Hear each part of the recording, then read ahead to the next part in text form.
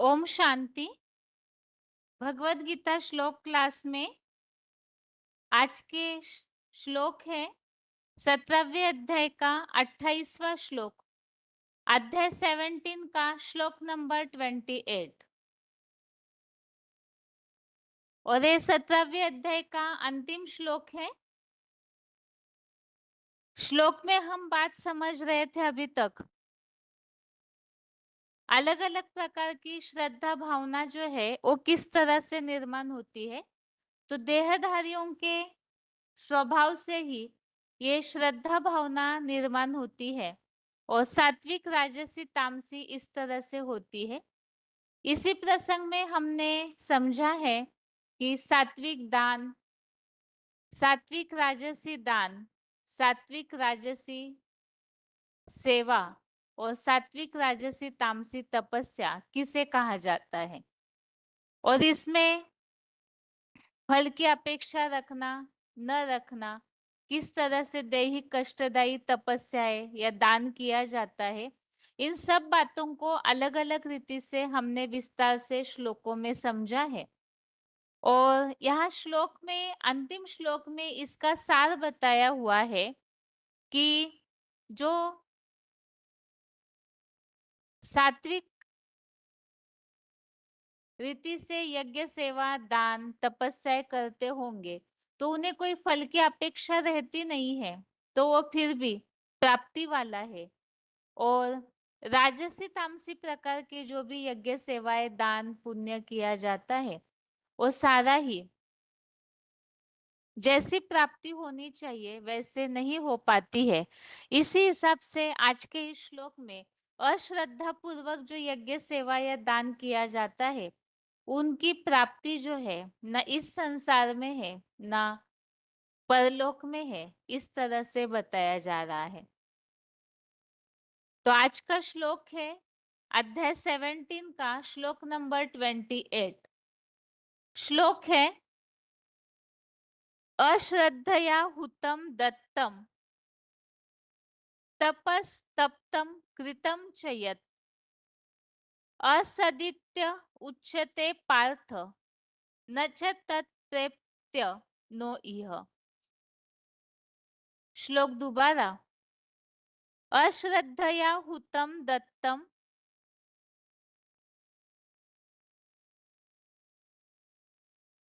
तपस्तप्तम कृतम च यत् असदित्य उच्यते पार्थ न च तत्प्रेत्य नो इह। श्लोक का संधि विच्छेद है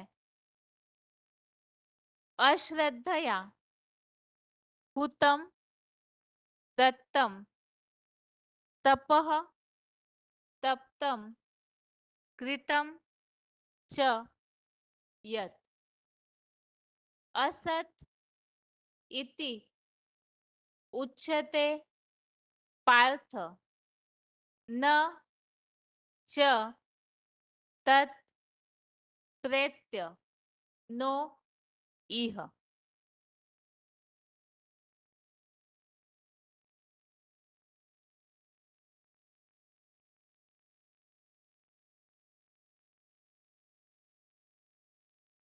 श्लोक का संधि विच्छेद दोबारा, अश्रद्धया हुतम दत्तम तपः तप्तम कृतम च यत् असत् इति उच्यते पार्थ न च तत् प्रेत्य नो इह।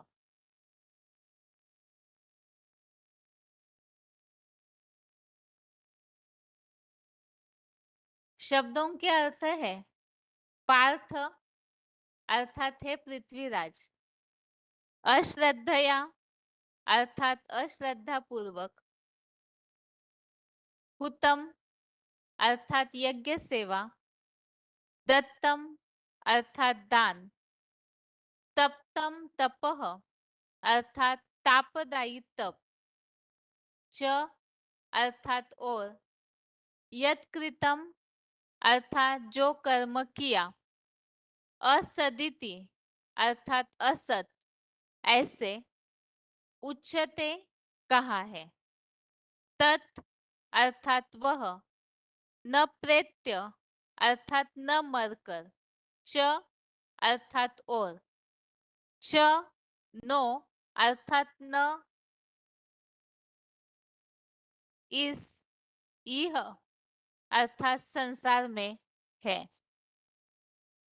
शब्दों के अर्थ दोबारा।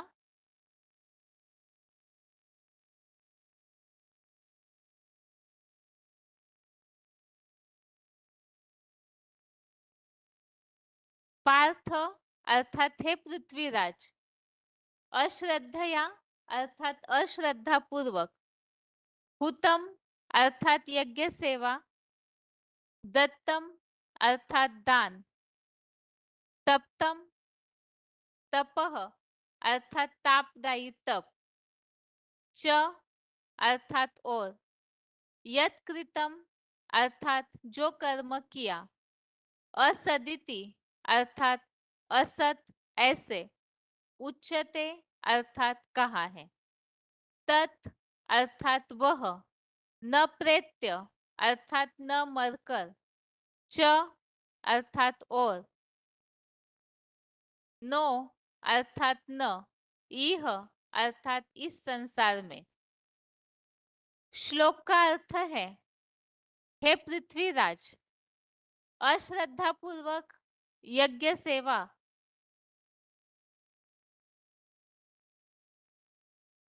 दान, तापदायी तप और जो कर्म किया है, असत ऐसे कहा है, वह न मरकर न इस संसार में है।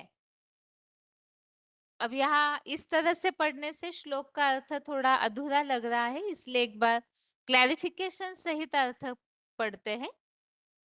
हे पृथ्वीराज, अश्रद्धा पूर्वक यज्ञ सेवा, दान, देह के कष्टों भरे तापदायी तप और जो अच्छा भी कर्म किया है, असत ऐसे कहा है, श्रद्धावान लभते ज्ञानम, गीता का चौथे अध्याय का 39वां श्लोक। अश्रद्धालु का वह तप, दान आदि न मरकर न इस असार संसार में फलदायी है। तो यहाँ श्लोक में इस बात को स्पष्ट किया हुआ है कि जो भी अश्रद्धा पूर्वक यज्ञ सेवा करते हैं, दान करते हैं या देह को कष्ट देने वाले तापदायी कर्म करते हैं, भले वो अच्छा भी हो, अर्थात उनका भाव अच्छा हो, लेकिन अंधश्रद्धा से श्रद्धा भावना विरहित होकर अगर यज्ञ सेवा का काम करते हैं, दान करते हैं या कष्टदायी तपस्या करते हैं, तो उसे ही असत्य ऐसे कहा हुआ है।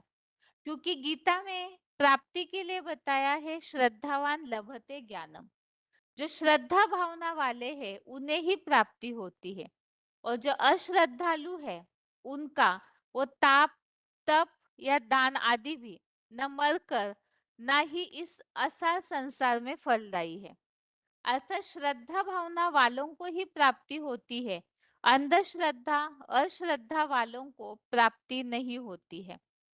इसी प्रसंग में यहाँ इस बात को स्पष्ट किया हुआ है कि गीता में अश्रद्धा भावना वालों को, और भी श्लोक देखें तो यहाँ अश्रद्धा भावना वालों को प्राप्ति नहीं होती है। इस प्रसंग में कुछ श्लोकों का रेफरेंस दिया हुआ है।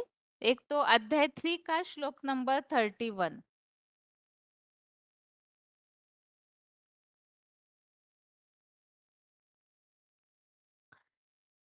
इसमें बताया है 31 श्लोक में, एमे मतमिदं नित्यम अनुतिष्ठन्ति मानवा, श्रद्धावंतो न सूयन्तो मुच्यन्ते तेपि कर्म भी। जो श्रद्धावान ईर्ष्या हुए मनुष्य मेरी श्रीमत का निरंतर पालन करते हैं, वे फिर कर्म बंधन से मुक्त हो जाते हैं। और जो ईर्ष्या करने वाले लोग मेरी इस श्रीमत का पालन नहीं करते हैं, तो उनके लिए बताया हुआ है, संपूर्ण ज्ञान के प्रति अंधे बुद्धुओं को नष्ट हुआ जान। अर्थात जो अंधश्रद्धा वाले हैं, भावना ही नहीं रखते भगवान के कार्य के प्रति, तो वैसे ही यज्ञ तप दान आदि करेंगे। तो इसीलिए ऐसों के लिए बताया है कि वो सबको नष्ट हुआ जान। तो अश्रद्धा वाले जो है नष्ट हो जाते हैं। जो आज के इस श्लोक में बताया उनका वो तप दान न इस संसार में फलदायी है, न मरकर न इस संसार में फलदायी है। माना वर्तमान में भी प्राप्ति नहीं और भविष्य में भी प्राप्ति नहीं होती है। अभी इसी तरह से अध्याय 6 का श्लोक नंबर 47, छठवें अध्याय का 47वां श्लोक है।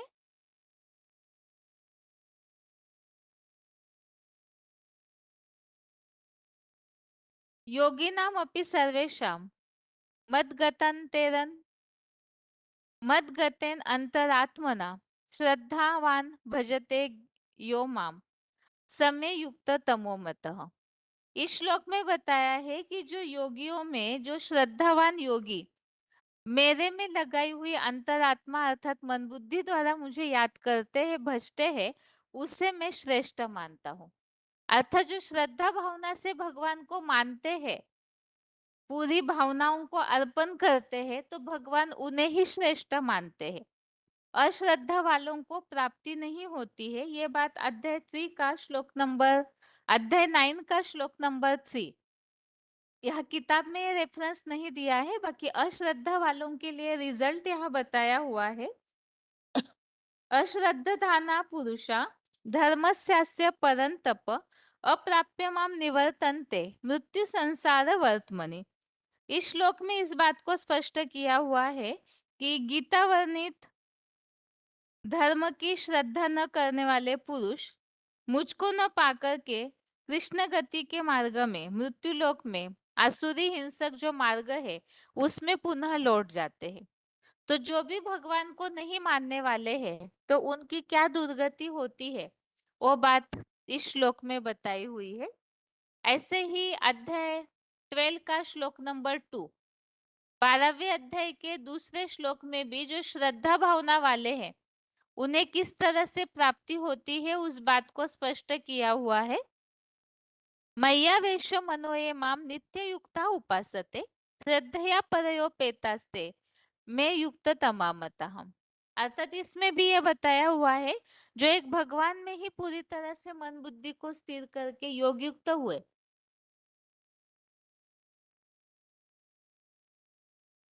श्रद्धा से भरकर भाव विभोर होकर के भगवान को याद करते हैं, तो श्रेष्ठतम माने गए हैं। तो जो श्रद्धा भावना से याद करते हैं तो उन्हें प्राप्ति होती है, इस तरह से बताया हुआ है। ऐसे ही अध्याय 12 का श्लोक नंबर 20 में भी ये बात बताई हुई है। एतु धर्म्यामृतम इदम यथोक्तम पर्युपासते श्रद्धा धाना मत परमा भक्तास्ते अतीव में प्रिय। तो यह भी बताया मेरे परायण हुए श्रद्धावान ऊपर कहे गए धारणा रूपी अमृत का भली भांति आचरण करते हैं, वे भक्त मुझे अति प्यारे हैं।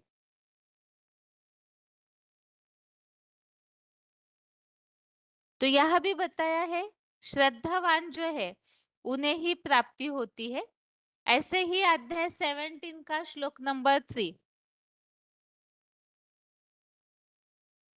17वें अध्याय के तीसरे श्लोक में इस बात को बताया है। सत्वानुरूपा सर्वस्य श्रद्धा भवति भारत श्रद्धामयम अयम पुरुषो यो यश्रद्धः स एव सः।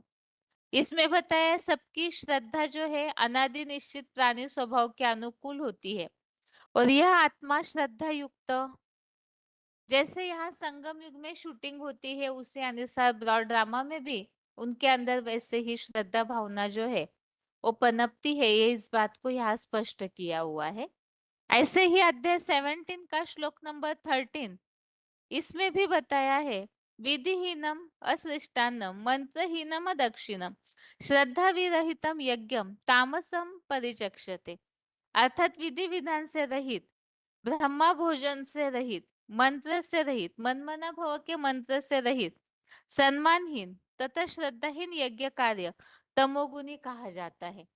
तो ऐसे जो रजोगुनी और तमोगुनी प्रकार की सेवा करते हैं, तमोगुनी या रजोगुनी भावना यही अश्रद्धा है, पूरी तरह से उसमें भावनाएं नहीं होगी तो उन सबके लिए बताया हुआ है कि ऐसी आत्माओं को प्राप्ति नहीं होती है। अध्याय 17 का 17 भी यहाँ दिया हुआ है। श्रद्धया परया तप्तम तपः त्रिविधम नरेः अफलाकांक्षी भीर युक्त है सात्विकम परिचक्षते। अर्थात फल की आकांक्षा न रखने वाले योगयुक्त मनुष्यों द्वारा परम श्रद्धा पूर्वक किया गया तपाया गया वह मानसिक मनसा वाचा कर्मणा का 3 प्रकार का तप सात्विक कहा जाता है। तो इस तरह से सात्विक तपस्या श्रद्धा भावना से युक्त होती है और राजसी और तामसी तपस्या या जो भी सेवा भाव है उसमें श्रद्धा भावना नहीं रहेगी। इसीलिए फल की अपेक्षा रखते हैं देहभान के कारण और रिजल्ट की भी अपेक्षा रखते हैं। अध्याय 18 का श्लोक नंबर 17 इसमें भी श्रद्धावान के लिए बताया है। श्रद्धावान अनसूयश्च शृणुयादपि यो नरः सोऽपि मुक्तः शुभान लोकान प्राप्नुयात् पुण्यकर्मणाम। अर्थात इसमें भी ये बताया श्रद्धावान ईर्ष्या रहित मनुष्य इस ज्ञान को केवल सुन लेता है, दुखों से मुक्त हुआ पुण्यशील देवताओं के शुभ लोकों को पा लेता है। जो श्रद्धावान है उसे भविष्य में भी प्राप्ति होगी, शुभ लोक अर्थात स्वर्ग की प्राप्ति होती है। और जो अश्रद्धा वाले हैं उन्हें ना मरकर प्राप्ति होगी ना इस संसार में भी ईश्वर से कोई प्राप्ति होती है। तो इस तरह से इस श्लोक में विशेष बात बताई है। श्रद्धावान लभते ज्ञानम, श्रद्धा भावनाओं का अस्तित्व जरूरी है। अश्रद्धा से कुछ भी करेंगे तो उससे कष्ट भी होंगे और प्राप्ति जो होनी चाहिए ऊंचे पद की वो भी नहीं हो सकती है।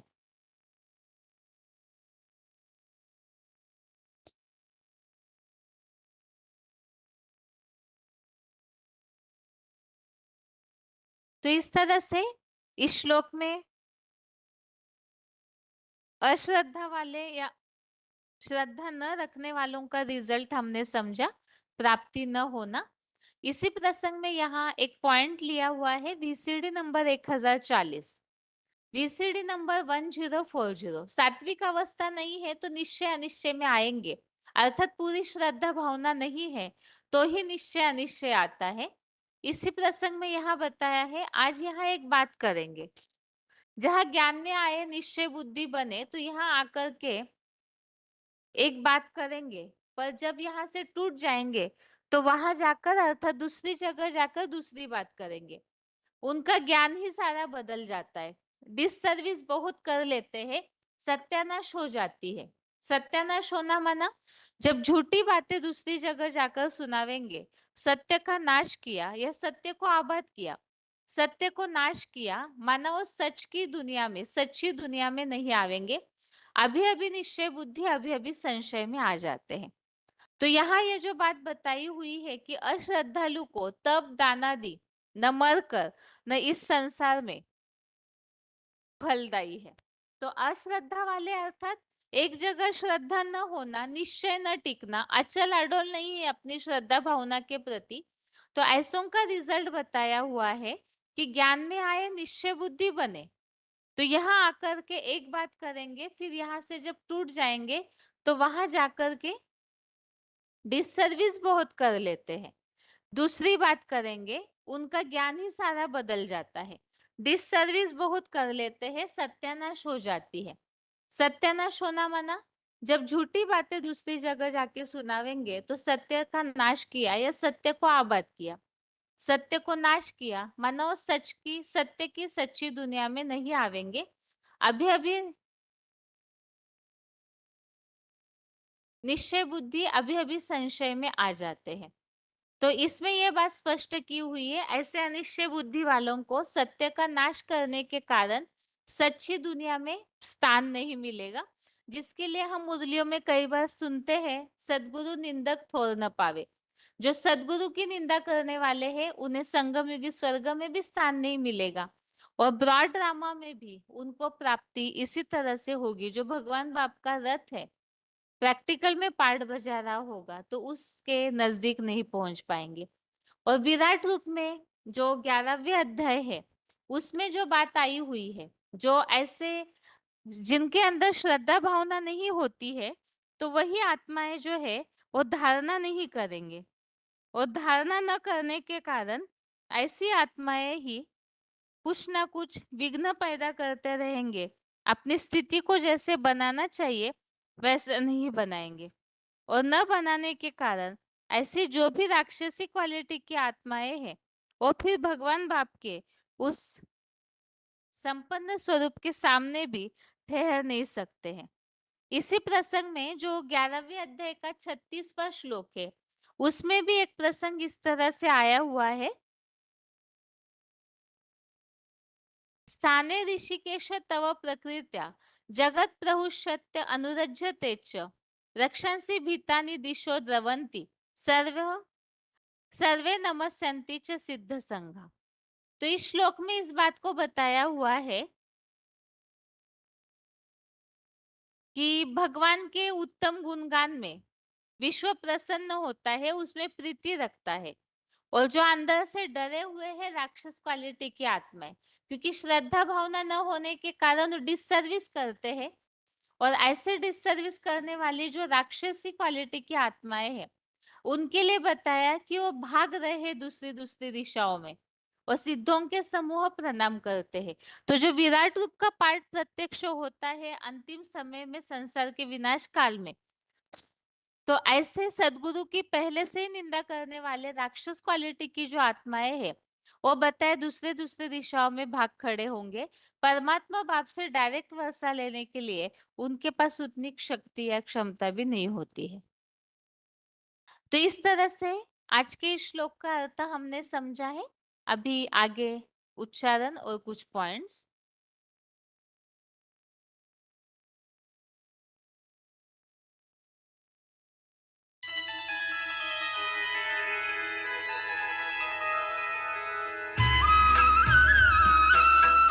यज्ञ सेवा दान से कहते हैं। द्वापर कली की नहीं, पुरुषोत्तम संगम की ही बात है। अध्याय 17 का 28वां श्लोक।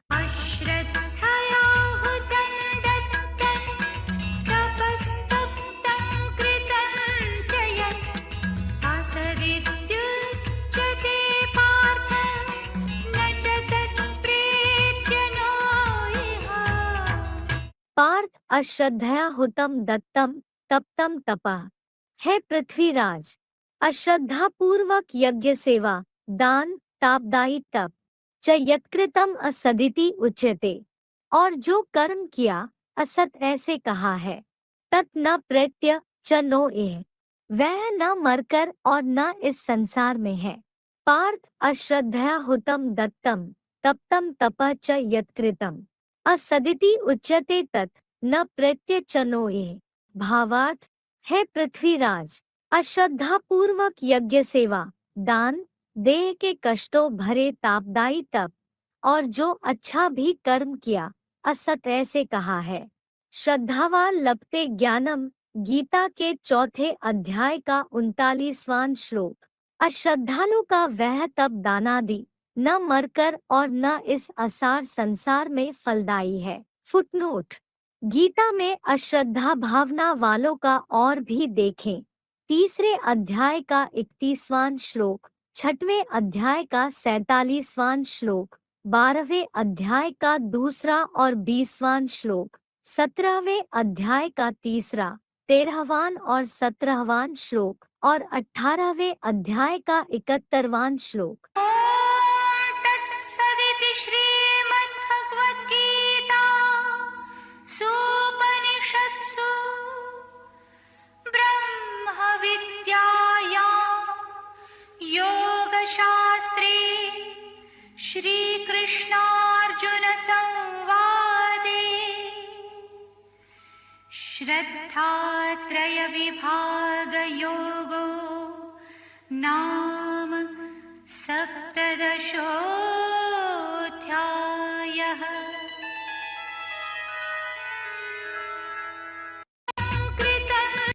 की नहीं, पुरुषोत्तम संगम की ही बात है। अध्याय 17 का 28वां श्लोक। अश्रद्धया हुतं दत्तं तपस्तप्तं कृतं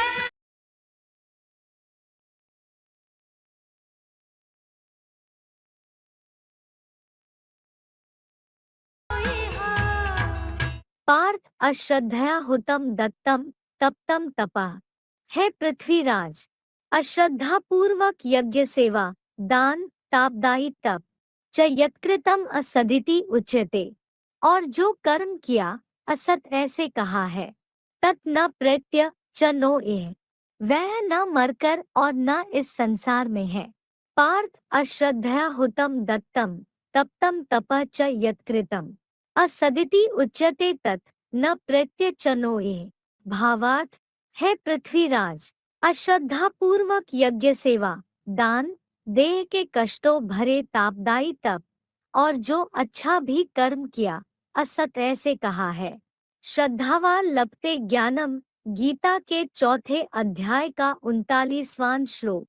अश्रद्धालु का वह तप दानादि न मरकर और न इस असार संसार में फलदायी है। फुटनोट: गीता में अश्रद्धा भावना वालों का और भी देखें। 3 अध्याय का 31वां श्लोक, 6वें अध्याय का 47वां श्लोक, 12वें अध्याय का 2 और 20वां श्लोक, 17वें अध्याय का 3, 13वां और 17वां श्लोक और 18वें अध्याय का 71वां श्लोक।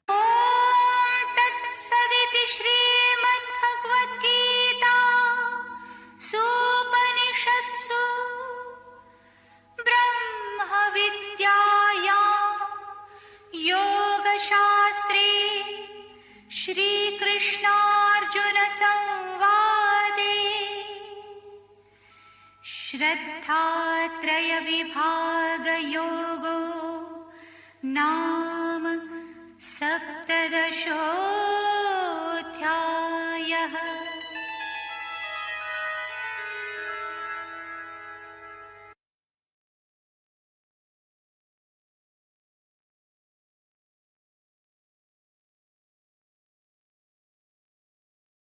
अभी श्लोक में जो बात आई है अश्रद्धा पूर्वक यज्ञ सेवा और दान, वार्तालाप नंबर 969, डिस्कशन नंबर 969। काशी करवट खाते हैं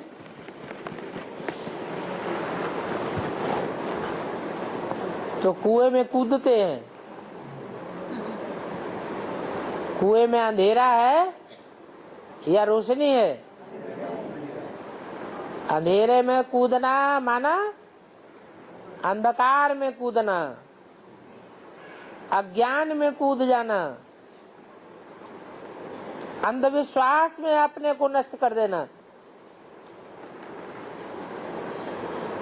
लेकिन विश्वास पूर्वक करते हैं, भला अंधविश्वास भी है तो भी इतना फायदा होता है कि पूर्व जन्म के पाप का सब भस्म हो जाते हैं, लेकिन नए सिरे से पाप तेजी से बनना शुरू हो जाते हैं। बाकी ऐसे नहीं है कि बिना समझे बूझे अंधश्रद्धा पूर्वक अर्पण हो गए तो कोई कालकंटक दूर हो जाएगा, सदा के लिए सदगति हो जाएगी। नहीं, ये अल्पकाल की प्राप्ति है। अंधश्रद्धा से, अंधी भक्ति से अल्पकाल की प्राप्ति होती है, सदाकाल की प्राप्ति तो भगवान स्वयं आकर के करता है, जो अभी संगम युग में कर रहा है। उस भगवान को भी 100% पहचान चाहिए। ऐसे नहीं थोड़ी सी परीक्षा आई, मिट्टी की ढेले की तरह एक ठोकर लगी माया की और टूट पड़े तो कहेंगे अंधश्रद्धा में ही चल रहे हैं। ये रूढ़ियों की शूटिंग यहाँ ही होती है, तो दूसरी जगह नहीं होती है। ऐसे ही देवियों पर बलि चढ़ना, कोई ऐसे हैं जो शिव को नहीं पहचान पाते लेकिन ब्रह्मा कुमार कुमारियों के ऊपर अर्पण हो जाते हैं। तन मन धन समय संपर्क संबंध सब न्यौछावर कर देते हैं। उनको कहते हैं देवी के पुजारी। बाबा ने बोला है देवी के पुजारी होते हैं रावण संप्रदाय। ऐसे रावण संप्रदाय वो भी आंख बंद करके देवियों पर अर्पण होते हैं, वो भी अंधश्रद्धा है। देवियों से अल्पकाल की प्राप्ति हो सकती है, सदाकाल की प्राप्ति नहीं होती। सदाकाल की प्राप्ति तो एक ही परमपिता परमात्मा से होती है। बाल विवाह, बचपन में शादी कर देना।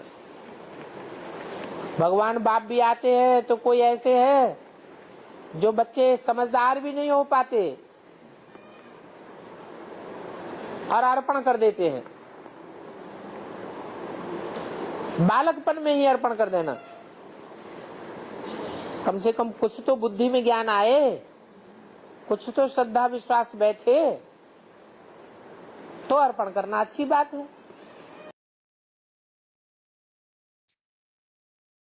आगे श्लोक में बात आई हुई है श्रद्धावान लभते ज्ञानम। ये VCD नंबर है 2356, VCD नंबर 2356, 2 घंटा 39 मिनट के बाद से लिया हुआ पॉइंट।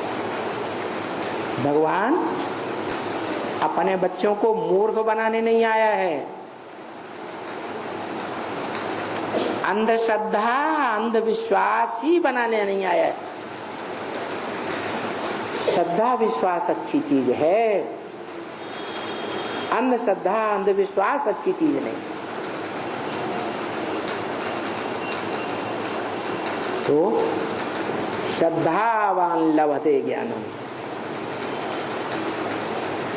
क्या कहा गीता में? ईश्वरीय ज्ञान कौन प्राप्त कर सकता है? जो श्रद्धावान है वो ही ईश्वरीय ज्ञान प्राप्त कर सकता है। जो अश्रद्धालु है वो ईश्वरीय ज्ञान प्राप्त नहीं कर सकता। उसका दुरुपयोग करेगा। जो अश्रद्धालु है उसको नहीं सुनाना चाहिए।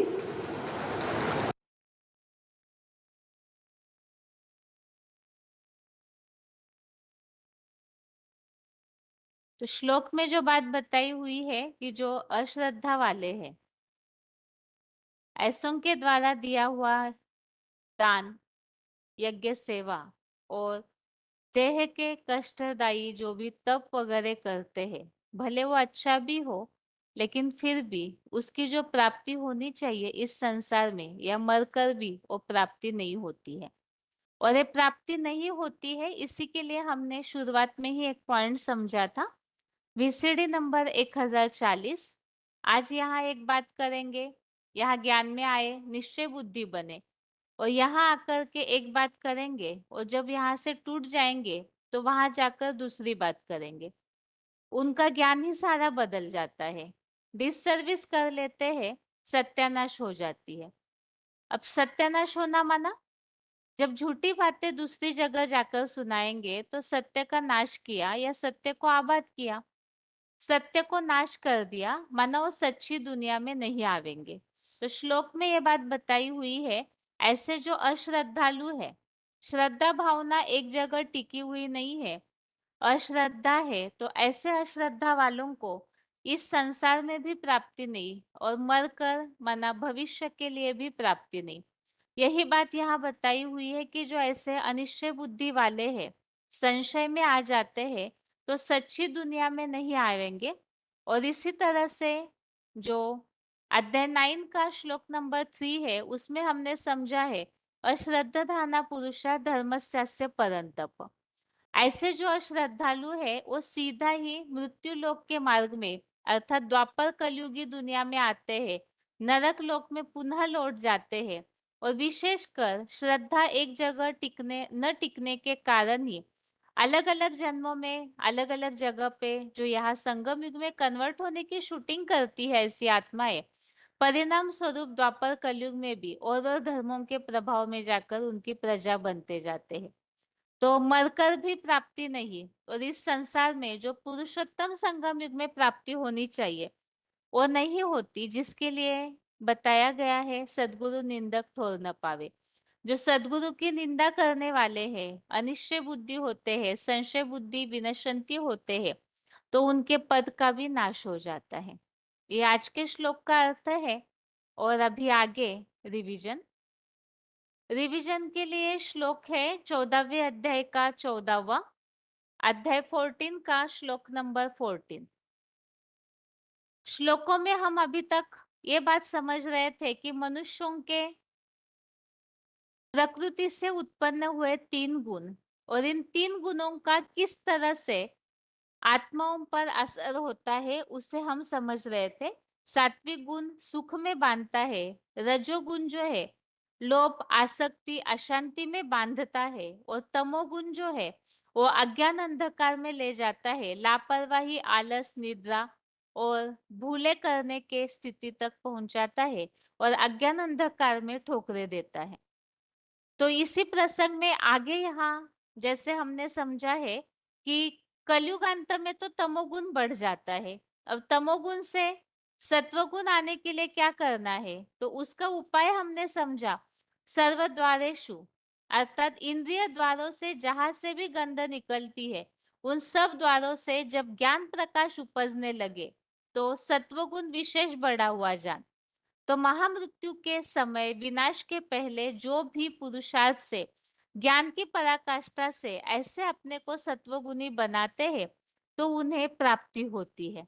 अभी वो क्या प्राप्ति होती है वो इस अध्याय 14 के श्लोक नंबर 14 में बताई हुई है।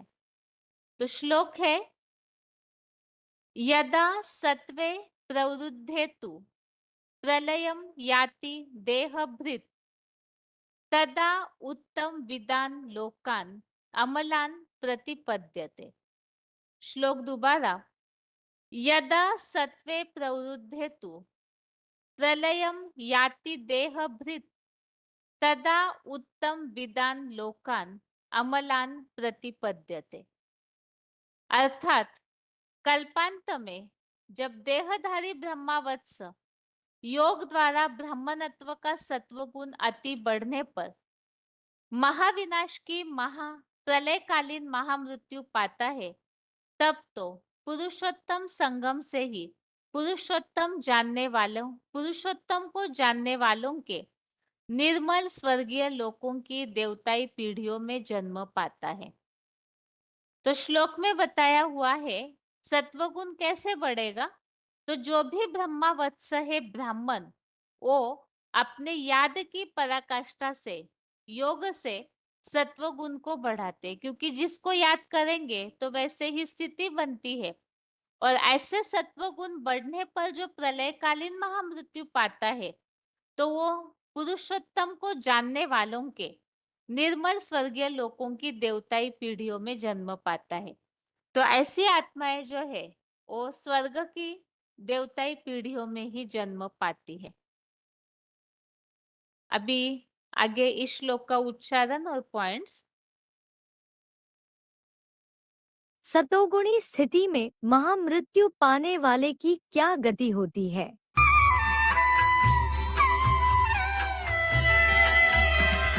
यदा सत्त्वे प्रवृद्धेतु प्रलयं याति देहभृत् तदोत्तमविदां लोकान् अमलान् प्रतिपद्यते।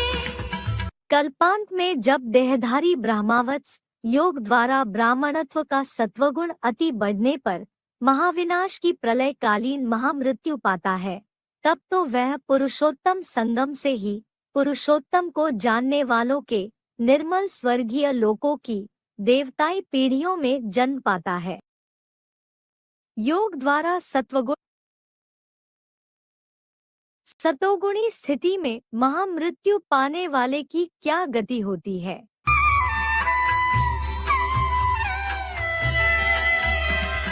यदा सत्त्वे प्रवृद्धेतु प्रलयं याति देहभृत् तदोत्तमविदां लोकान् अमलान् प्रतिपद्यते।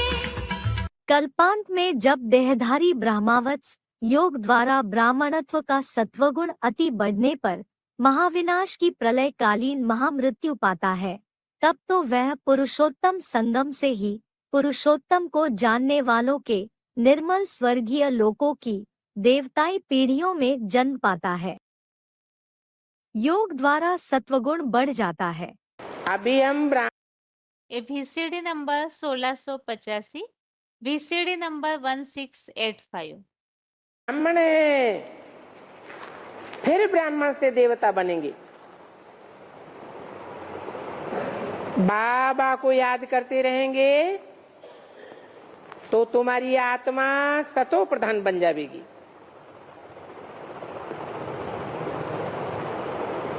ब्राह्मण ही अभी सीढ़ी चढ़ना शुरू करते हैं। चढ़ती कला ब्राह्मणों की होती है। उन ब्राह्मणों की चढ़ती कला होती है जो पुरुषार्थ करते हैं।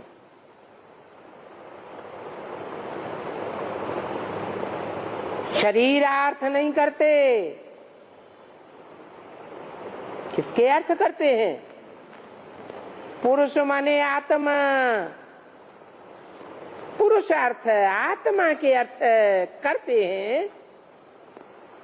उन ब्राह्मणों की बात है चढ़ती कला।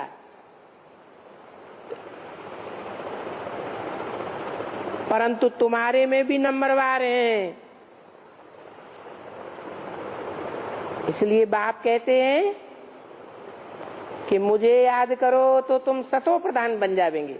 पुरुषोत्तम को जानने वाले मनुष्य होकर भी जो VCD नंबर 32, VCD नंबर 32। मन बुद्धि का उपयोग ही न करे तो मनुष्य में और पशु पक्षी पतंगों में क्या अंतर हुआ? कोई अंतर नहीं हुआ। तो 500 550 करोड़ जो मनुष्य आत्माएं हैं उनको उत्तम तो कहेंगे, क्योंकि परमात्मा बाप के बारे में जानकारी रखती है, उस पर मनन चिंतन मंथन करती है, वास्तव में ब्रह्मा की औलाद बनती है। प्रजापिता ब्रह्मा जो इस मनुष्य शक्ति का मुखिया है, बाप है, उसको पहचानती है। पहचानने के लिए मनन चिंतन मंथनशील रहती है। लेकिन 550 करोड़ सभी उत्तम है क्या? उनमें तो अलग अलग धर्मों के बहुत डिवीजन है। उन धर्मों में कोई श्रेष्ठ धर्म भी है और कोई निष्कष्ट से निष्कष्ट धर्म भी है। लास्ट में आने वाला जो लास्ट में आने वाला धर्म है वो तो जरूर परमात्मा बाप से बहुत दूर होगा। और जो फर्स्ट है वही लास्ट में फिर उत्थान को प्राप्त करता होगा। तो फर्स्ट है आदि सनातन देवी देवता धर्म। उसमें 2 ग्रुप हैं, एक सूर्यवंश और दूसरा चंद्रवंश। पुरुषोत्तम संगम से ही स्वर्ग। पहले पहले नई ऑडियो नंबर 440, ऑडियो नंबर 440।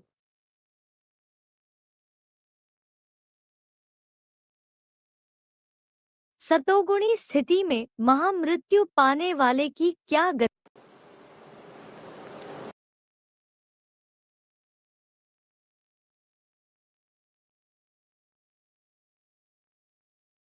सतोगुणी स्थिति में महामृत्यु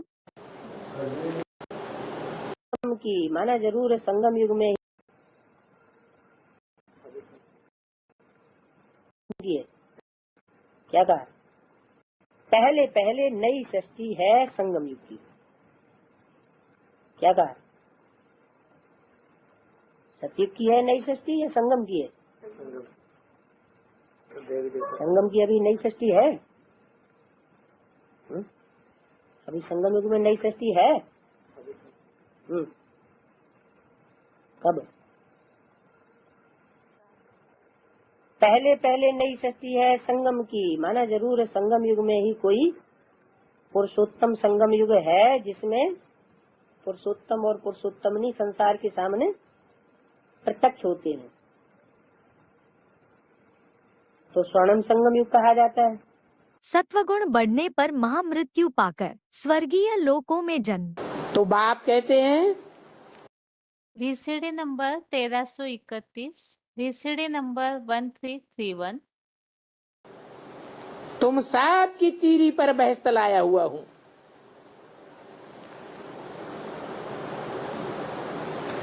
तुम भी समझते हो बाबा ने हमारे लिए सौगात तीरी पर लाई है।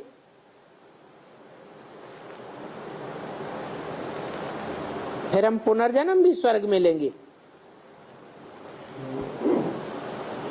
और वहां तो सुख ही सुख होगा। यहां तो है ही नरक। तो नरक में जो मरते हैं वो पुनर्जन्म भी नरक में लेते हैं। ये क्या बात हुई?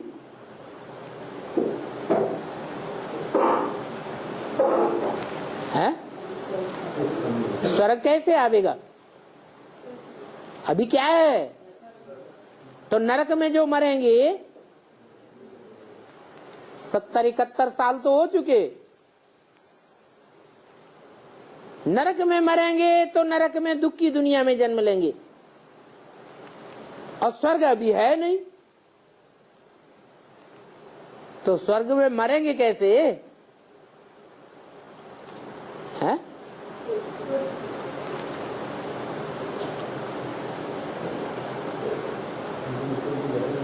सबको नरक में ही मरना पड़ेगा ना,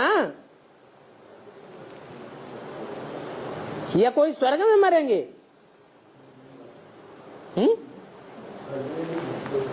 स्वर्ग में भी मरेंगे? है ही नहीं स्वर्ग, है नहीं। जब है ही नहीं तो मरेंगे कहां से स्वर्ग में?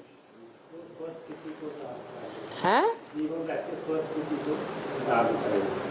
स्वर्ग? हाँ, अपना वाइब्रेशन स्वर्गीय स्टेज का खुद ही बनाना पड़े।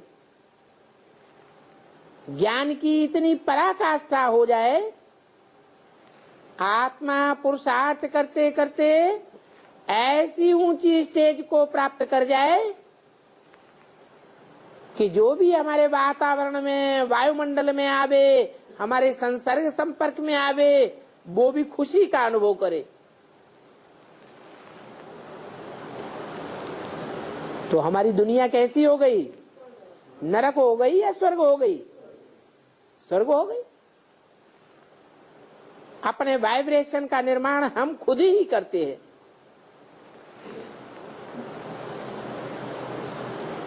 बच्चा जब जन्म लेता है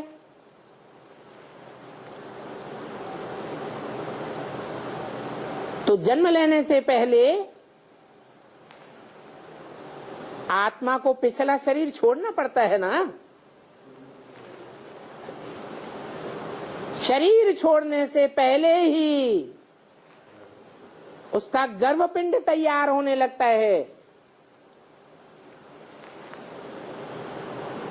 कोई का सुंदर सलोना चोला तैयार होता है, कोई अंधा लूला लंगड़ा पैदा होता है। ये किस आधार पर है? वाइब्रेशन के आधार पर। हर मनुष्य आत्मा का अपना अपना वाइब्रेशन होता है। इसलिए बोला सुख में मरेंगे तो सुख की दुनिया में जन्म लेंगे, अंत मते सोगते। दुख में मरेंगे तो दुख की दुनिया में जन्म लेंगे। तो कोई तो हाय हाय करते करते मरेंगे, क्योंकि जब नई दुनिया की स्थापना होती है तो एक तरफ जय जयकार और दूसरी तरफ हाहाकार होता है। अभी तुम समझते हो बरोबर, ये राइट बात है। वहां तुम स्वर्ग में होंगे, अर्थात स्वस्थिति में होंगे। स्वस्थिति तुम्हारी पक्की हो जाएगी। कोई भी परिस्थिति आवे, कोई भी माया की परीक्षा आवे, तुम अटल हो जाएंगे। आत्म की स्थिति से टलने वाले नहीं होंगे। तुम्हारा स्वर्गीय वातावरण, स्वर्गीय वाइब्रेशन तुमको स्वर्ग में जन्म दिलाने के निमित्त बनेगा।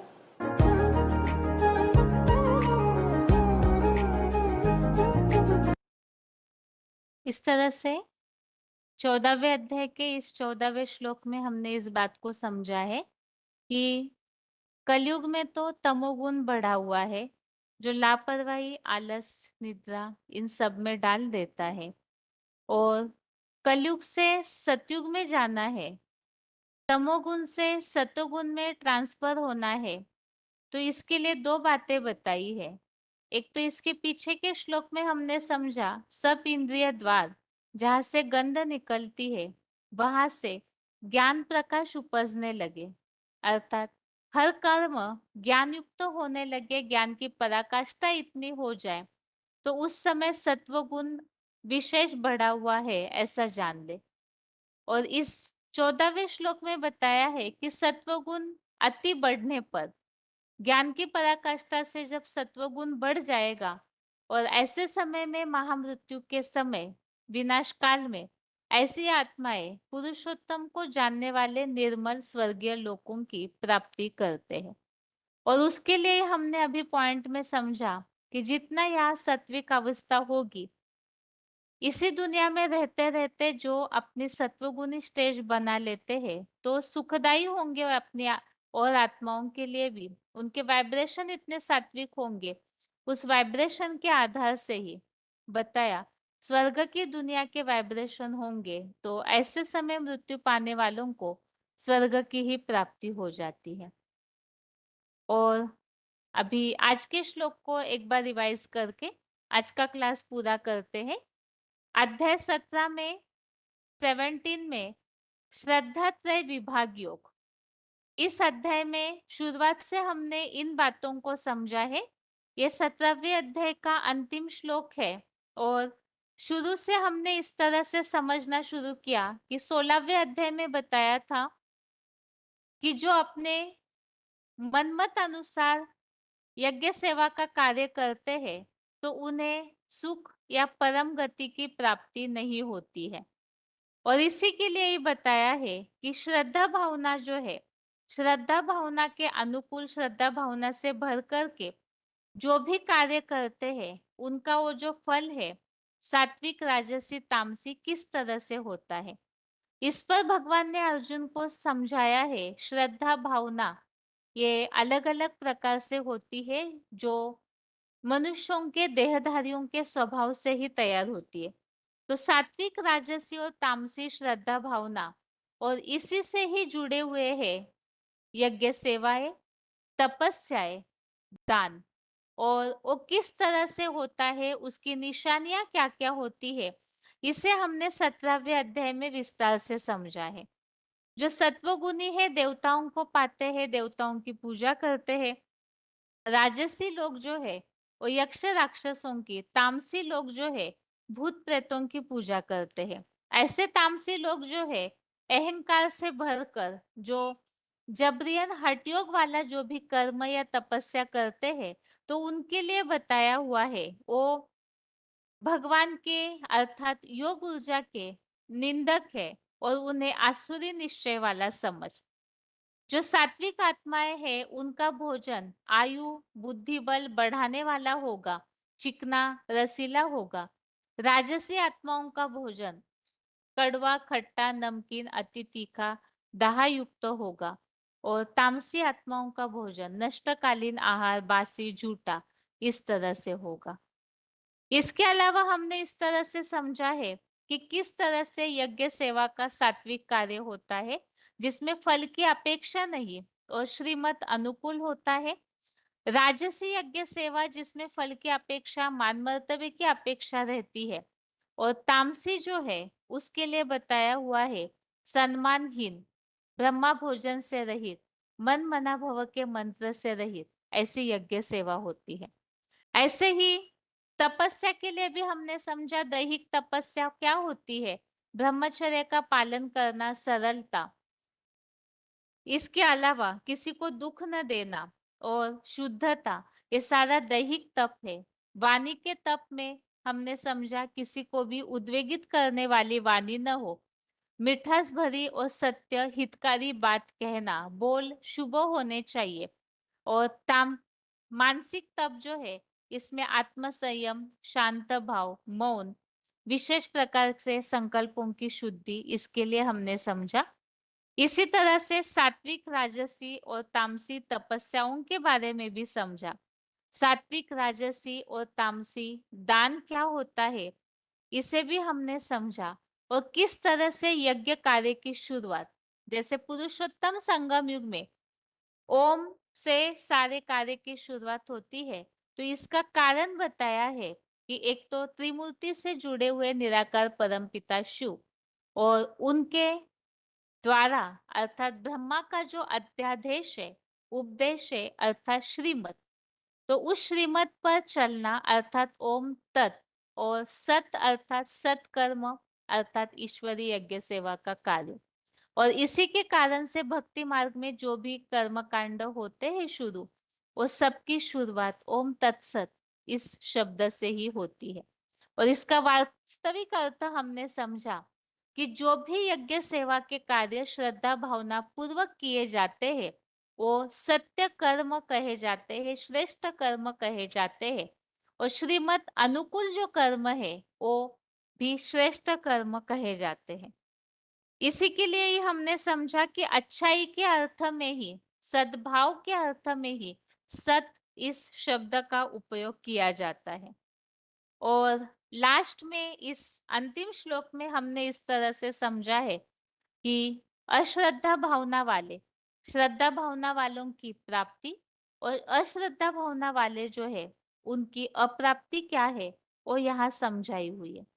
श्लोक एक बार रिवाइज करते हैं। अश्रद्धया हुतं दत्तं तपस्तप्तं कृतं च यत् असदित्य उच्यते पार्थ न च तत्प्रेत्य नो इह। श्लोक दोबारा। अश्रद्धया हुतं दत्तं तपस्तप्तं कृतं च यत् असदित्य उच्यते पार्थ न च तत्प्रेत्य नो इह। अर्थात हे पृथ्वीराज, अश्रद्धा पूर्वक यज्ञ सेवा दान, देह के कष्टों भरे तापदायी तप और जो अच्छा भी कर्म किया, असत ऐसे कहा है। श्रद्धावान लभते ज्ञानम, अश्रद्धालु का वह तप, दान आदि न मरकर न इस असार संसार में फलदायी है। तो श्रद्धावान वालों को, श्रद्धा भावना वालों को तुरंत प्राप्ति होती है। और अश्रद्धा से जो भी कार्य करते हैं उसकी निशानी हमने समझी कि यज्ञ सेवा, दान या कोई भी तपस्या करते हैं, श्रद्धा भावना न होना अर्थात निश्चय अटल न होना। और ऐसे जो संशयालु होते हैं, न उन्हें इस संसार में कोई प्राप्ति है, न मरकर पारलोक में भी कोई प्राप्ति होती है।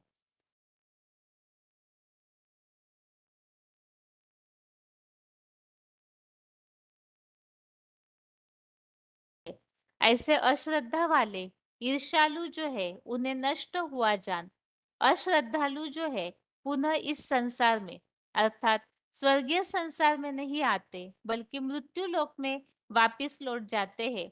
और जो भी दक्षिणायन राक्षसी असुरों का मार्ग है उसमें लौट जाते हैं। तो इसीलिए बताया है ऐसी आत्माओं को कोई प्राप्ति नहीं होती है। और इसके साथ ही आज 17वें अध्याय के इस अंतिम श्लोक के साथ 17वां अध्याय पूरा हो रहा है और आज के क्लास में रिवीजन में हमने 14वें अध्याय का जो 14वां श्लोक समझा है, जिसमें बताया है कि इसी दुनिया में सत्व गुण को बढ़ाकर याद से ही सत्व गुण बढ़ता है, ज्ञान की पराकाष्ठा से सात्विक अवस्था आती है और इस आधार से जो इसी दुनिया में ही अपने स्वर्गीय वाइब्रेशन को बना लेते हैं, तो वही आत्माएं पुरुषोत्तम को जानने वाले निर्मल स्वर्गीय लोकों की प्राप्ति करते हैं। ये आज के दोनों श्लोकों का अर्थ है और इसके साथ ही आज के लिए गीता क्लास यहाँ ही पूरा करते हैं। ओम शांति।